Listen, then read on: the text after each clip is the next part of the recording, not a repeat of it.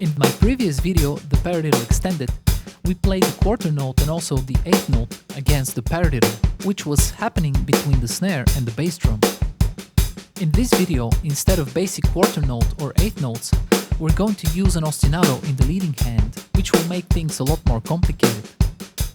For those of you not familiar with the term ostinato, it's basically a simple melodic phrase which repeats throughout the composition. In our case, an ostinato means a simple pattern in the leading hand played on the hi-hat or the right cymbal. This is one of the most commonly used patterns and is derived from Afro-Cuban traditional music. It's important to note that this ostinato pattern carries both the quarter note as well as the eighth note pulses, but it adds a 16th note to the mix. It can be played flat, meaning no accent on the quarter note, or it can explicitly stress the quarter note. Accenting on the quarter note requires a whipping motion, and that's where things get complicated from a coordination point of view. Let's start with the natural paradiddle. There are two ways to approach this. The first approach is to basically try to brute force it against the existing paradiddle pattern. We will have to do this regardless, but that means that most likely we will have to start very slow, as to make sure we're actually making the right patterns.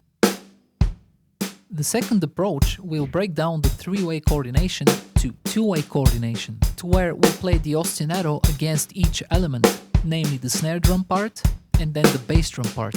This will allow us to hear how each part of the paradiddle pattern relates to the ostinato. So this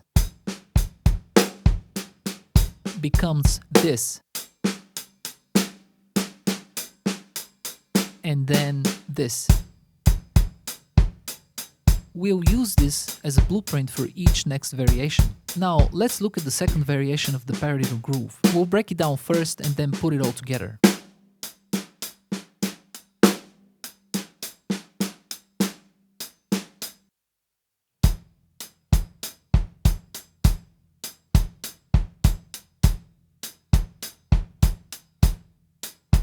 Let's add the accent back in.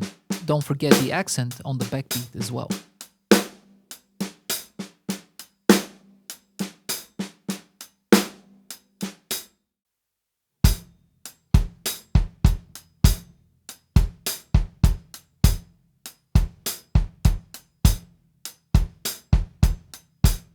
As usual, watch the dynamics and particularly the heights. Exaggerate the accent to the best of your ability, and also make sure your wrists are relaxed enough for the taps or ghost notes.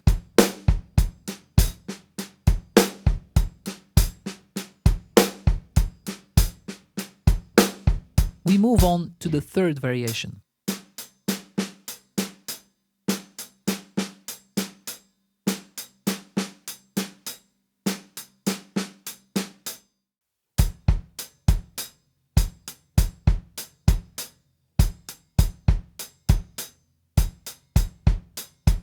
Now let's add the accent back in.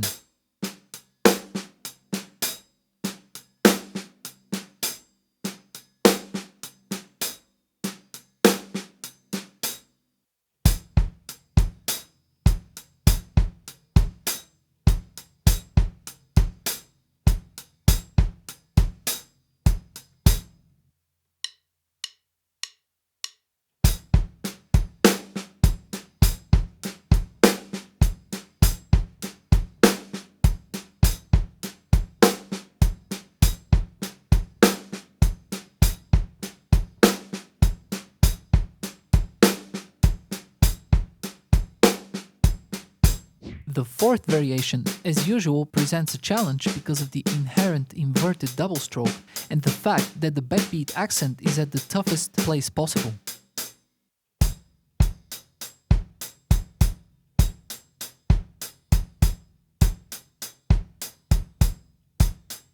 And let's hear it with the accent back in.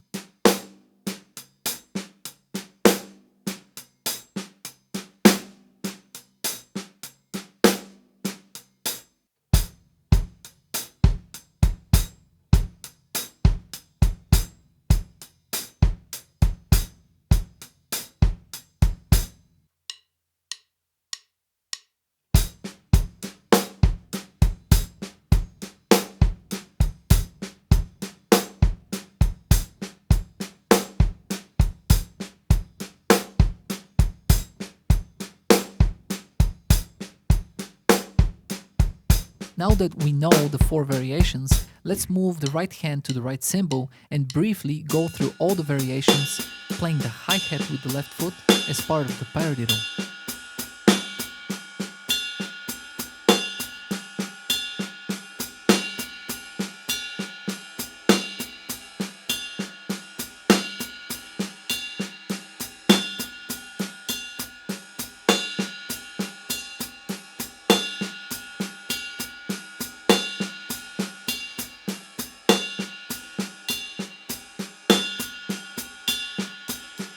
However, this is still only 3-way coordination.